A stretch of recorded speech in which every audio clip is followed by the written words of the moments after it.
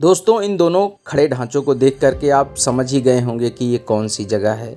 जी हाँ, आइए आज आपको लेकर के मैं चलता हूँ दिल्ली स्थित इस्कॉन टेम्पल में। इस्कॉन का मतलब है international society for Krishna consciousness. यह जो इस्कॉन टेम्पल होते हैं, यह भगवान श्री कृष्ण के मंदिर होते हैं। इस्कॉन टेम्पल पूरे विश्व में हैं और टेम्पल के अंदर जाते ही आप भगवान कृष्ण के विभिन्न रूपों, उनकी विभिन्न लीलाओं आदि के दर्शन कर सकते हैं।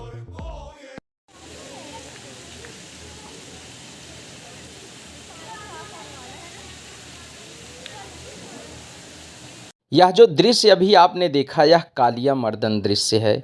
हिंदू पौराणिक कथाओं के आधार पर जब कालिया नाग का आतंक यमुना नदी में बढ़ जाता है तो भगवान श्री कृष्ण यमुना नदी में जाते हैं और कालिया नाग के अहंकार को तोड़ते हैं। उसके बाद जब वह यमुना नदी से बाहर निकलते हैं तो कालिया नाग के फन के ऊपर नृत्य करते हुए निकलते हैं। उसके बाद से कालिया नाग का आतंक समाप्त हो जाता है। अब आइए आपको मंदिर परिसर के अंदर लेकर के चलते हैं, जहां से लोग दर्शन करने के लिए जाते हैं। यहां पर एक जगह पर सारे लोग पहले अपने जूते चप्पल उतारते हैं। यह सब हमारे साथी हैं जो धीरे धीरे मंदिर के गर्भगृह की तरफ ऊपर जा रहे हैं।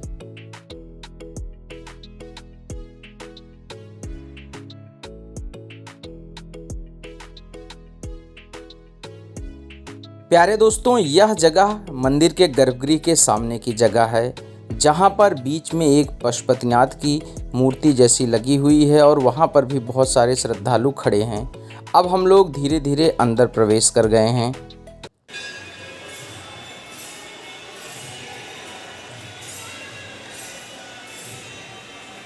प्यारे दोस्तों, यहाँ पर लगातार भजन कीर्तन चलता रहता है। लोग यहाँ पर भगवान के दर्शन करते हैं, उसके बाद सामने बैठ कर के कुछ देर भजन कीर्तन करते हैं। यहाँ पर बजने वाली भजन आपको बहुत ही कम समय में मंत्रमुग्ध कर देगी और आप भी बैठ कर के उसका आनंद लेंगे।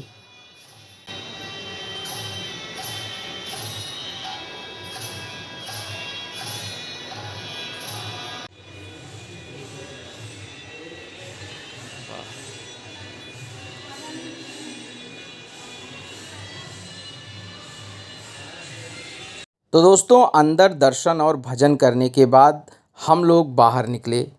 दिल्ली के शोर शराबे और चहल पहल से आदमी ऊब जाता है, इसलिए जब कभी भी ऐसा माहौल मिलता है तो आदमी बैठ कर के वहाँ पर कुछ वक्त शांति से गुजारना चाहता है।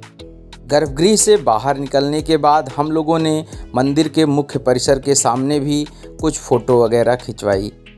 परिसर बहुत ही सुंदर था, तो हम लोगों ने सोचा कि क्यों ना परिसर को पूरा घूम ही लिया जाए।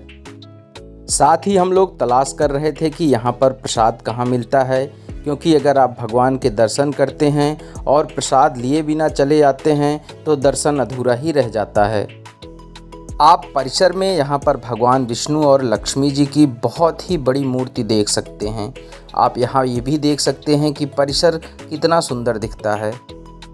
यह सब देखते हुए हम लोग फिर से वहीं पर पहुंच गए जहां से हम लोगों ने एंट्री की थी, और वहीं पर पास में ही प्रसाद की व्यवस्था थी। तो प्रसाद लेने के लिए सबसे पहले मैंने अपने छोटे भाई को भेजा कि तुम प्रसाद लेकर के आओ, और उसके बाद हम लोग भी आकर के प्रसाद लेंगे। तो आप यहाँ पर देख सकते हैं कि इस सुंदर से स्थल में नीचे प्रसाद की व्यवस्था है। भक्तजन दर्शन करने के बाद यहाँ आकर के प्रसाद खाते हैं। हम लोगों ने भी प्रसाद लिया और बैठ कर के बहुत ही प्रेम से खाया। निश्चित ही यह बहुत ही स्वादिष्ट लग रहा था। हम लोगों ने वहां बैठ कर के श्रद्धापूर्वक प्रसाद ग्रहण किया और इसके साथ ही विश्व के कल्याण के लिए कामना की। मैंने ऊपर वाले से आग्रह किया कि भगवान ऐसी कृपा बनाए रखिए कि विश्व का कोई भी व्यक्ति भूखा न सोए।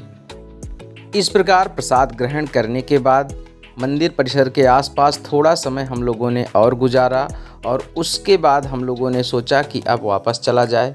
दोस्तों, जब भाग दौड़ की ज़िंदगी से मन विचलित हो तो ऐसे आध्यात्मिक स्थानों पर कुछ समय गुजारने से मन को शांति मिलती है और ज़रूर जाना चाहिए।